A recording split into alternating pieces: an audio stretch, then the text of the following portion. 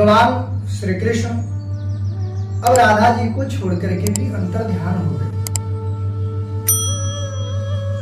भगवान राधा जी को भी छोड़ करके अंतर ध्यान हो गए। राधा जी इधर उधर ढूंढ रही हैं, कन्हैया किधर गए। जब भगवान नहीं मिले तो कहती हैं कि अनाथ रमण प्रेष्ठ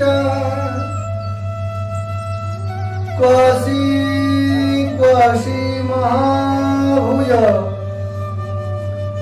दास्यास्ति कृपणाया में सखे दर्शय सन्निधिं।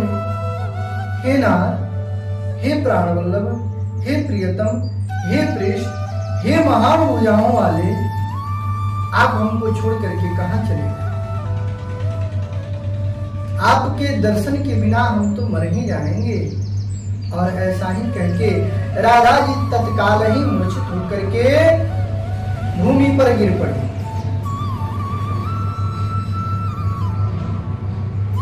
गोपियां इधर से भगवान श्री कृष्ण के पद चिन्हों को देखती हुई उस वन में प्रवेश कर रही हैं। भगवान के चरण चिन्हों को देख करके जा रही हैं। आगे देखा कि राधा जी मूर्छित पड़ी हैं। गोपियों ने राधा जी को उठाया, सचेत किया और राधा जी से निवेदन किया। राधा जी कहती हैं कि हम वहीं चलते हैं पुनः यमुना जी के पुलिन तट पर, जहां भगवान श्री कृष्ण से हमें भेंट हुआ था। भगवान श्री कृष्ण जहां हमसे मिले हुए थे वहीं पर चलते हैं। यमुना जी के पुलिन तट पर राधा जी के साथ गोपियां आती हैं और भगवान को ढूंढते ढूंढते एक स्वर में जोर से चिल्ला करके रोती हैं। और गोपियां अपने अपने मन के भाव को प्रकट करती हैं।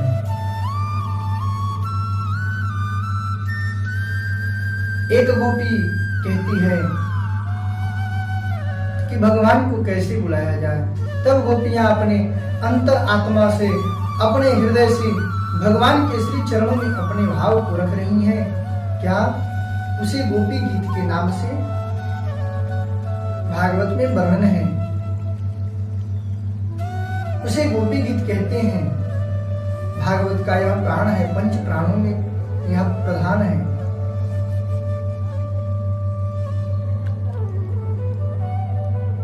उसे गोपी गीत कहते हैं। जयति तेधिकं जयमना व्रज, जयति तेधिकं जयमना व्रज, श्रयत इंदिरा सस्वदत्रहि, दैत दृश्यताम् तादीक्षुतावका, दैत दृश्यताम् दीक्षुतावका, स्वयि धृता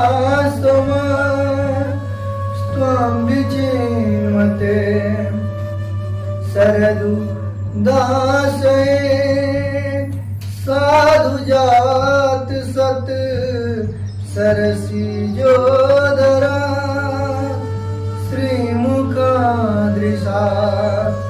सुरत नातते शुल्कदासिका,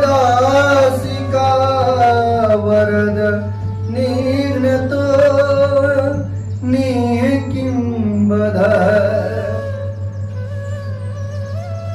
गोपियां भगवान के श्री चरणों में अपने भाव को किस प्रकार प्रकट करती हैं कि जयति तेधिका जन्मना व्रज, श्रयत इंदिरा सस्वदत्रहि।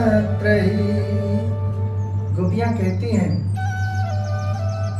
कि हे प्राणवल्लभ, हे प्रियतम, हम जानते हैं जब आपको ब्रज में आना था, अवतार धारण करना था, तब आप इस 84 कोस ब्रजमंडल को गोलोक धाम से आपने पृथ्वी पर भेजा। आप अपने अवतार धारण करने के पहले ही इस 84 कोस ब्रजमंडल को आप भेजे हैं। उसके बाद जमुना जी को भेजा।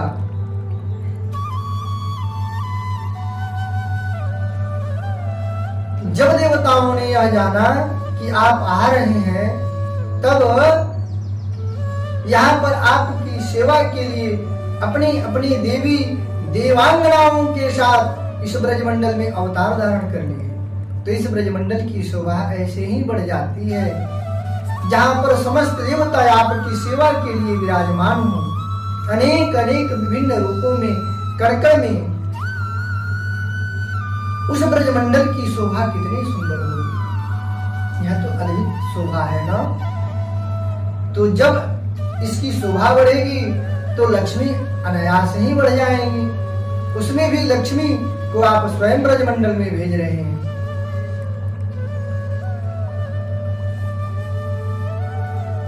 तो इस ब्रज की शोभा अत्यधिक है। उसमें भी आप इस ब्रजमंडल में अवतार धारण करते हैं, तो इस ब्रज भूमि की कितनी शोभा होगी भगवान।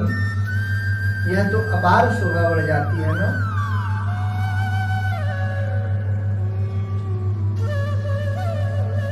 इसीलिए हम आपके चरणों में आपके प्रिय दासी हैं, आप हमें दर्शन दे दीजिए। इस प्रकार छोड़ करके न भगे। हे दयालु, हे कृपा निधान, इस दासी को स्वीकार कर लीजिए, छोड़िए नहीं। गोपियां कहती हैं कि सरदूदाशय साधु जात सत शरसियोदर श्रीमुखा दृशा सुरतनाटते शुल्क दाशिका वरदनिघ्नतो नेह किं बद। हे भगवान, जिस प्रकार शरद ऋतु में कमल के पुष्प खिलते हैं और जब खिलते हैं तो उनकी पंखुड़ियां अत्यधिक शोभा बढ़ा देती हैं और भी सुंदर हो जाती हैं, उसकी शोभा देखने योग्य होती है। सरोवरों में जब कमल के पुष्प खिलते हैं तो कमल के पुष्प की शोभा तो होती है, लेकिन उस पुष्प के कारण सरोवरों की शोभा भी अत्यधिक बढ़ जाती है। तो उससे भी कोमल आपके सुंदर नेत्र, और उन नेत्रों से जब आप हमें तिरछा करके मुस्कुरा करके देखते थे तो मानो हमारे हृदय में प्राण आ जाते हों। उन नेत्रों से आप देखना बंद क्यों कर दिए भगवान? ऐसा आप नहीं कर रहे हैं तो मानो हमारे हृदय से प्राण जा रहे हैं। हम विरह वेदना से आपके दर्शन के लिए तरस रहे हैं। अगर आप दर्शन नहीं देंगे, उन नेत्रों से हमें नहीं देखिएगा, तो यह भी एक प्रकार का वध हुआ ना। आप हमें क्यों मारना चाहते हैं? यह भी एक प्रकार का वध हुआ। तो आप भी हमारा वध ही कर रहे हैं ना। अगर ऐसे ही मारना था तो आप हमें उन दैत्यों से क्यों बचाए थे? उन दैत्यों से हम ब्रजवासियों की रक्षा क्यों की? क्या आवश्यकता थी? कालिया नाग सुंदर यमुना जी के जल को अपने विषैले प्रभाव से प्रभावित कर रखा था, अपने विष से दूषित कर रखा था यमुना जी के जल को। उस जल के वायु के प्रकोप भी जो आता था उसकी भी मृत्यु हो जाती थी, इतना विषैला जल था। उस विषैले जल से, कालिया नाग के विष से आपने हमारी रक्षा क्यों की? जब इसी प्रकार मारना था तो छोड़ ही देते। वैसे भी हम मर जाते। इसीलिए हे प्राणनाथ, हे प्रियतम, आप हमारा वध न करिए। आपके सिवा हमारा है कौन? आपके सिवा हमारा कौन है? आप हमारा वध न करिए। हम आपके बिना मोल भाव के दासी हैं, बिना शुल्क के दासी हैं।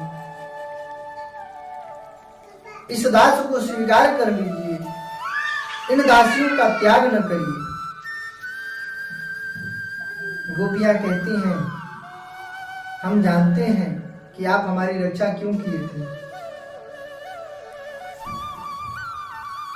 कहती हैं कि न खलु गोपिका नंदनो भवा, न खल देहिना अंतरात्मदृक्, बिखन शार्थितो विश्वगुप्तये, शख उदेवा सात्वतां भजे, सुसख उदेयिता सात्वतां कुले। हम जानते हैं कि आप केवल नंदन नहीं हैं, आप केवल यशोदा नंदन नहीं है, फिर आप समस्त प्राणियों की आत्मा हैं। आप सभी जीवों के अंदर निरंतर निवास करते हैं, आप उनके प्राण हैं। आप इस ब्रजमंडल में दैत्यों का भार उतारने के लिए, पृथ्वी से आक्रांताओं का भार हरण करने के लिए, दैत्यों का भार हरण करने के लिए यदुवंश कुल में अवतार धारण किए हुए हैं। आप जिस प्रकार समस्त ब्रजवासियों के दुख को दूर किए हैं, आप जिस प्रकार समस्त ब्रजवासियों के दुख को दूर किए, उस प्रकार हमारा भी दुख दूर कर दीजिए। आप जिस प्रकार कालिया नाग के सिर पर अपने चरण चिन्हों को स्थापित किया, कालिया नाग के सिर पर अपने पांव को रख करके उसे अभय दान दिया, उस प्रकार हमारे हृदय पर अपने चरण चिन्हों को रख दीजिए, ताकि हमारे हृदय की विरह अग्नि जो जल रही है, वह आपके चरण रूपी, आप जब चरण अपने हमारे हृदय पर रखिएगा तो मेघ रूपी वर्षा उस ज्वालाग्नि से हमें शांत करेगी, इस अग्नि को बुझाएगी। इसीलिए आप हमारे हृदय पर अपने चरणों को रख करके हमें शांति का वर्षा प्रदान करिए। और सुनिए, हम आपकी वाणी से मोहित हुए हैं। हमारी क्या, जो अनेकों वर्षों से समाधि में हैं, जो विरक्त हैं, सन्यासी हैं, जिन्हें माया का प्रपंच स्पर्श नहीं कर रहा है, लोभ छू नहीं पाता है, वह सन्यासी भी आपकी वाणी से मोहित होकर के अपनी समाधि अवस्था को भूल जाया करते हैं। हमारी तो बात ही क्या, वह जो विरक्त हैं वह भी आपकी वाणी से मोहित हो जाया करते हैं और आपकी वाणी को सुन करके खींचे दौड़े चले आते हैं। तो हम क्या हैं? इसीलिए आप हमें अपने अधरामृत का पान करा करके हमारे विरह अग्नि को शांत कर दी। गोपियां कितनी सुंदर बात कह रही हैं कि तव कथामृतम तप्त जीवनम कविभिरीडितम कल्मषापहं श्रवण मंगलम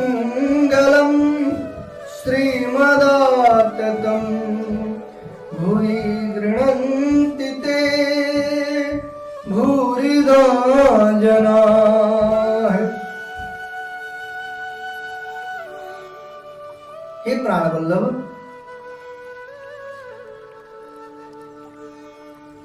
जो जीव, जो मनुष्य अपने जीवन के ताप और संताप से संतप्त हैं, जिनको माया के प्रपंच ने संतप्त कर रखा है, घेर रखा है, वह भी आपकी कथा अमृत का पान करके उस ताप संताप से मुक्त हो जाया करते हैं। उन्हें उस संताप का कोई प्रभाव स्पर्श भी नहीं कर पाता। जो हमेशा संतप्त हुए जल रहे हैं, अपने क्रोधाग्नि में जल रहे हैं, वह भी आपकी कथा को सुन करके उस संताप से मुक्त हो जाते हैं। उस क्रोधाग्नि पर आपकी कथा जो है अमृत रूपी वर्षा प्रदान करती है, और जब वह अमृत रूपी बारिश होती है तो उसकी विरह अग्नि शांत हो जाया करती है। आपकी कथा समस्त कल्मशों को, क्लेशों को नष्ट करने वाली है। आपकी कथा अमृत का पान करके ही, आपकी कथा को सुन करके ही हम आपके श्री चरणों में प्रेम कर बैठे भगवान। अगर आपकी कथा नहीं होती तो आपके चरणों में दृढ़ अनुराग नहीं होता, और अगर हमारा प्रेम नहीं होता तो हम आपके पास नहीं आते, और इस समय हमारी यह दशा नहीं होती कि हम इस वीरान जंगल में आपके बिना भटक रहे हैं, आपको ढूंढ रहे हैं। इसीलिए हमें दर्शन दे करके हमारे इस दुख को दूर कर दीजिए। हे प्रियतम, आपकी कथा समस्त कल्मशों को नष्ट करने वाली है, इसमें कोई संदेह नहीं। आज गोपियां ब्राह्मणों को क्या कह रही हैं कि जो आपकी कथा का दान करता है वह इस संसार में सबसे बड़ा दानी है। इस संसार में सबसे बड़ा दानी वही है जो आपकी कथा का दान करता है। आज ब्राह्मणों को सभी लोग भिक्षुक ही बताया करते हैं, लेकिन गोपियां ब्राह्मणों को सबसे बड़ा दानी बताती हैं।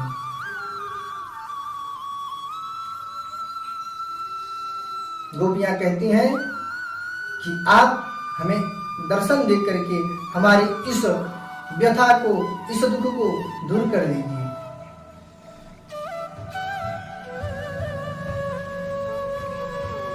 कहते हैं कि बिनु सत्संग न हरि कथा, बिनु सत्संग न हरि कथा, तेहि बिन मोहन भाव मोह गए, बिन राम पद मोह गए, बिन राम पद होयन दृढ़ अनुराग, मोह गए गुरु राम पद, होयन दृढ़ अनुराग, होयन दृढ़ अनुराग।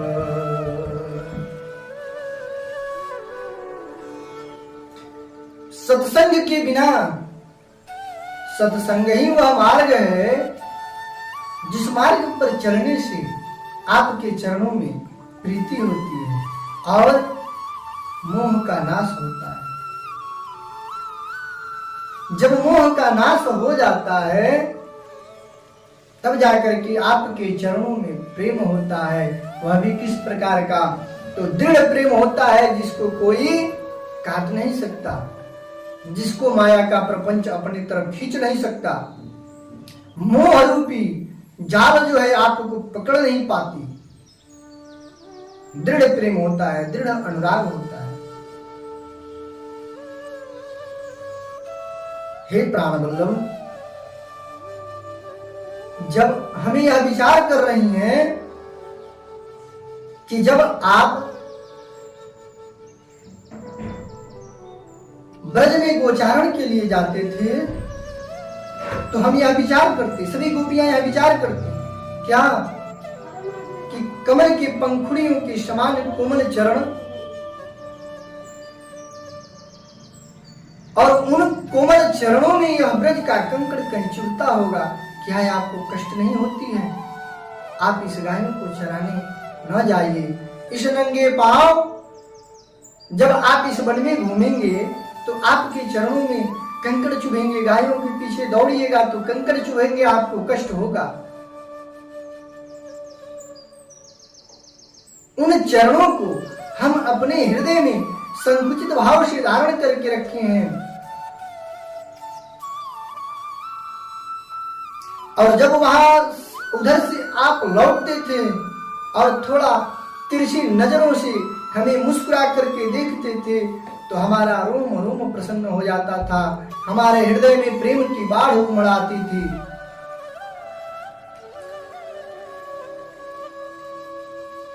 उस प्रेम की बाढ़ को और भी सुंदर बनाने के लिए आप उस पर भी अपने मुरली का धुन सुनाते, तो हमारे हृदय में कुछ स्थिरता होती।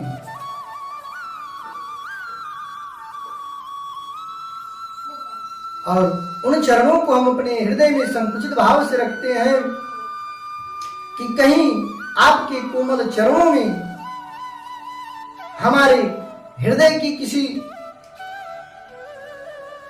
अंग से चोट तो नहीं लगती है। और आप उन चरणों को लेकर के इस नंगे पांव रात्रि के समय इस जंगल में भटक रहे हैं, कहीं आपके कोमल चरणों में कंकड़ तो नहीं लड़ते हैं प्रियतम। इसीलिए आप हमारे हृदय के ताप को, संताप को दूर कर दीजिए, हमें दर्शन दे दीजिए। आप हमारे साथ खेला करते थे भगवान, उन लीलाओं को हमारे साथ करना क्यों बंद कर दिया? जो आप लीला किया करते थे उन लीलाओं को हमारे साथ करिए ना, हम इसीलिए तो आए हैं।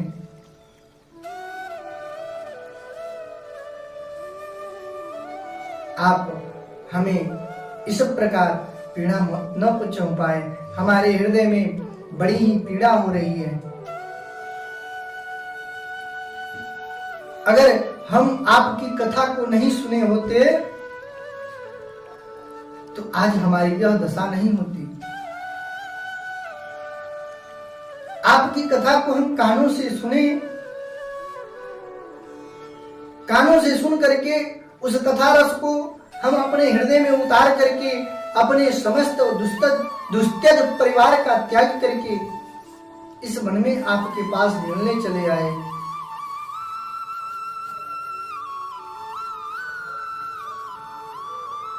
और आप हमें छोड़ करके किधर चले गए? आप हमें अपना लीजिए। अगर हम आपकी कथा को नहीं सुने होते तो हमारी यह दशा नहीं होती, हम इस जंगल में क्यों भटकते? इसीलिए हे प्राणवल्लभ, आपकी कथा समस्त कल्मशों को नष्ट करने वाली है, समस्त पापों को दूर करने वाली है, समस्त दुखों का निवारण करने वाली है। इस दुख से, इस ताप संताप से आप हमें बचाइए। आपका दर्शन ही हमें बचा सकता है।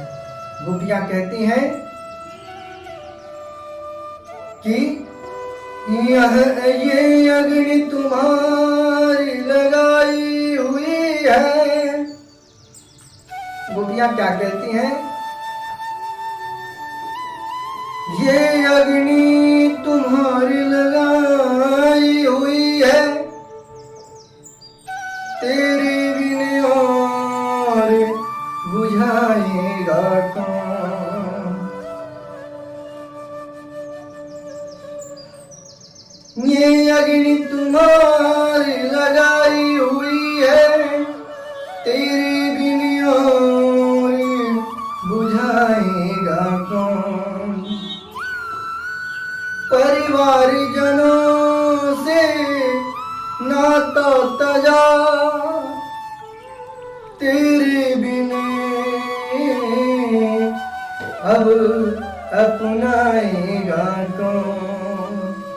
तुम्हारे सिवा कोई अपनाने वाला नहीं है भगवान। श्री कृष्ण अनाथन को तज के, श्री कृष्ण अनाथन को तज के, दुखियों को गले लगाएगा कौन। ब्रजराज तुम्हारे बिना हमको अधरामृत पान कराएगा कौन। गोपियां कहती हैं कि इन अनाथों का अब तेरे सिवा कौन है, इन्हें शनाथ कर दो ना। हे प्रियतम, हे प्राण वल्लभ, हम आपको पाने के लिए इस वन में भटक रही हैं, हमारा कोई नहीं है, आप हमें दर्शन दे करके शनाथ कर दीजिए।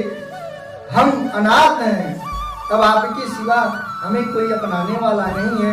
घर भी जाएंगे तो किस मुख से जाएंगे, परिवार को छोड़ करके आए हैं, वह भी अब हमें अपना नहीं पाएंगे। कोई क्यों अपनाएगा? हर दृष्टि से उन्हें नहीं अपनाना स्वाभाविक गुण है। इसीलिए गोपियां कह रही हैं कि अब हमें परिवार वाले भी झिलकारेंगे, कोई अपनाएगा नहीं, इसीलिए आप हमें अपना लीजिए।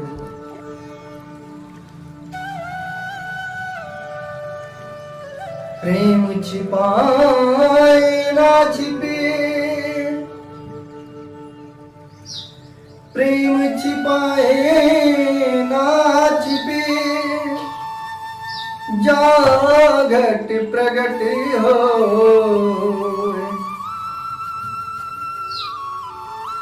प्रेम छिपाए ना छिपे, जागट प्रगट हो।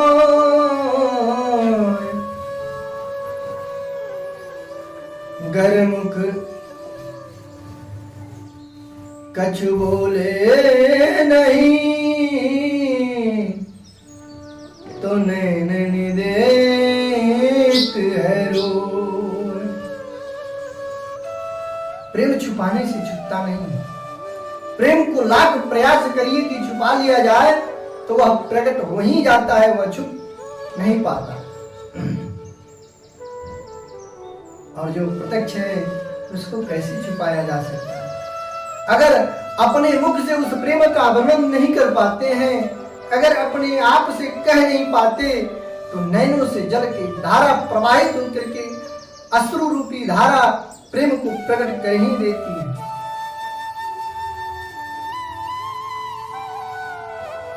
कहते हैं प्रीति तहाँ पर्दा नहीं, पर्दा तहाँ न प्रीति तहाँ पर्दा नहीं, पर्दा तहाँ न प्रीति, प्रीति करे पर्दा करे, यह कैसी अनिरी। जहाँ प्रेम होता है वहाँ कुछ छुपता नहीं, वहाँ पर्दा ही नहीं रह जाता। और जहाँ पर पर्दा होता है वहाँ पर प्रेम नहीं रह जाता। जहाँ प्रेम है वहाँ पर्दा नहीं, जहाँ पर्दा है वहाँ जहाँ प्रेम है वहाँ पर्दा नहीं, जहाँ पर्दा है वहाँ प्रेम नहीं। और प्रेम भी है पर्दा भी है तो यह हो नहीं सकता। भगवान एकाएक सब गोपियों के मध्य में प्रकट हो गए और भगवान प्रकट होकर के सभी गोपियों के ताप को दूर कर दिए। हर दो गोपी के बीच में एक भगवान श्री कृष्ण बने, दो दो गोपी के मध्य एक एक भगवान श्री कृष्ण हुए। महाराज का आरंभ हुआ। किसी गोपी ने भगवान के हाथों को अपने कंधे पे रखा, किसी गोपी ने भगवान के हाथों को सहलाना प्रारंभ कर दिया, किसी गोपी ने भगवान के हाथों को अपने हाथ में ले लिया, किसी गोपी ने भगवान के चरणों को अपने गोद में रख लिया, किसी गोपी ने दबाना प्रारंभ कर दिया। महारास आरंभ हुआ। गोपियां भगवान से प्रेम करने लगी। भगवान सब गोपियों के दुख को दूर करने के लिए प्रेम भरी वाणी को बोलते हैं, कहते हैं।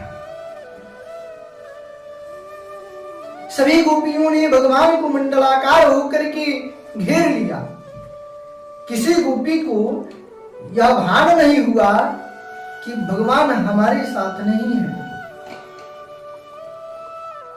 सब गोपियों को यही समझ आ रहा है, वह यही सोच रही है कि कन्हैया हमारे साथ है, प्रभु हमारे साथ है, भगवान हमारे साथ है। सब गोपियों को यही आनंद मिल रहा है। सभी गोपियां आनंद की बाढ़ में डूबी हुई हैं।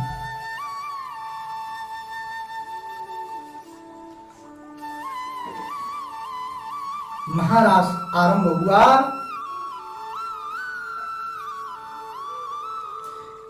देवता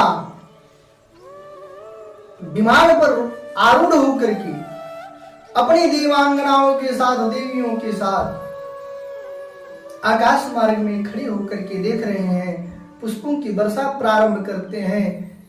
ढोल, नगारे, मृदंग, आलाप, राग सब वही आकाश मार्ग से प्रारंभ कर देते हैं।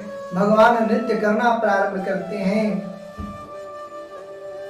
यह ध्वनि जो है ना, इस ध्वनि से गोपियों को परम आनंद की अनुभूति होने लगी। भगवान श्री कृष्ण कहते हैं, हे देवियों, आपने अपने दुस्त्यज परिवार का त्याग करके मेरे पास आना उचित समझा। दुस्त्यज परिवार को छोड़ करके मुझे अपनाया। मैं आपका हमेशा ऋणी रहूंगा। जब इस प्रकार प्रभु ने कहा तो गोपियों का जो शेष जन्य ताप था उसका भी निवारण हो गया। जो शेष ताप बचा हुआ था वह भी मिट गया। अब कहते हैं, गोपी ही इंद्रिय ही पिबतः स गोपी। जो गोपी का एक ही अर्थ है कि अपने समस्त इंद्रियों से भगवान के रस का रसास्वादन कर रहा हो, भगवान के चरित्रों को देख रहा हो, भगवान के चरित्रों को गा करके नृत्य कर रहा हो, भगवान के चरित्रों का श्रवण कर रहा हो, भगवान के चरित्रों में खोया हो, भगवान का ही दर्शन कर रहा हो, उसे ही तो गोपी कह रहे हैं। जिस जो जीव भगवान के समस्त लीलाओं का ही क्रियाकलाप कर रहा हो, दर्शन कर रहा हो, वही गोपी है। उसे भगवान के सिवा कुछ दिखाई न दे, यही गोपी है।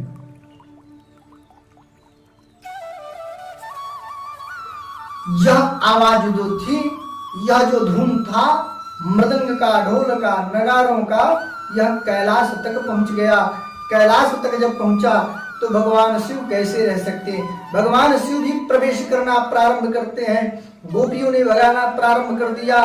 भगवान कहते हैं, क्यों, मैं भी इन्हीं का तो भक्त हूँ, इन्हीं का तो दास हूँ, इन्हीं का तो हमेशा दर्शन किया करता हूँ, इन्हीं में खोया रहता हूँ, फिर आप लोग मुझे क्यों भगा रही हैं? उन्होंने कहा कि पुरुषों का प्रवेश वर्जित है। तत्काल ही भगवान गोपी बन गए और गोपी बन करके अपनी प्रियतमा के साथ प्रवेश कर गए और भगवान के महाराज का आनंद लेने लगे। भगवान शिव भला रह सकते हैं? वह भी भगवान इस महाराज का आनंद लेते हैं। अब कामदेव भगवान से युद्ध करना प्रारंभ करते हैं। भगवान आत्मा राम है, अपने ही आत्मा में हमेशा रमण किया करते हैं। भगवान श्री कृष्ण योगेश्वरों के भी ईश्वर हैं। योगियों के जो ईश्वर हों वह भगवान साक्षात अपने ही प्रतिबिंबों के साथ रास क्रीड़ा कर रहे हैं। भगवान किसी के साथ क्यों जाएंगे? वह अपने ही आत्मा में रमण करने वाले हमारे प्रभु हैं। उन्हीं से तो समस्त सृष्टि है।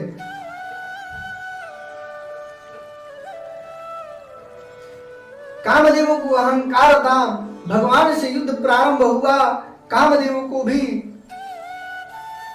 हराने वाले, कामदेव के मद को, अहंकार को भगवान मात देने वाले हैं, नष्ट करने वाले हैं।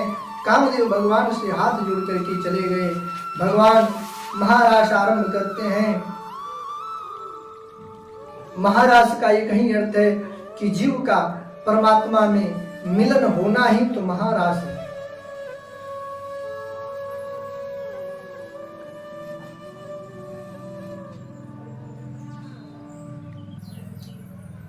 भगवान के महाराज का वर्णन कर रहे थे श्री सुखदेव जी महाराज। परीक्षित ने प्रश्न किया। सुखदेव जी परीक्षित के संशय को दूर करते हैं। कहते हैं कि समर्थ के नहीं दोष गोसाई, समर्थ के नहीं दोष गोसाई, रवि पावक सुर सर की नाही, समर्थ के नहीं दोष गोसाई, रवि पावक सुर सर की नाही। जो समर्थवान है उनको दोष नहीं लगता, जो सामर्थ्य हैं उनको कैसा दोष। भगवान ब्रह्म है, ब्रह्म में दोष नहीं देखा जाता। उन्होंने यह विचार किया कि कहीं यह भगवान का महाराज मैंने गलत पुरुष को तो श्रवण नहीं करा दिया। परीक्षित के संशय को दूर करते हैं और कहते हैं भगवान अपने में ही रहने वाले हैं, योगेश्वरों के भी ईश्वर हैं, उनसे यह संभव नहीं। इस प्रकार का विचार नहीं किया जाता। इस महाराज का श्रवण जो करता है, इस महाराज का वर्णन जो करता है, उसके हृदय के रोग जो हैं वह नष्ट हो जाते हैं।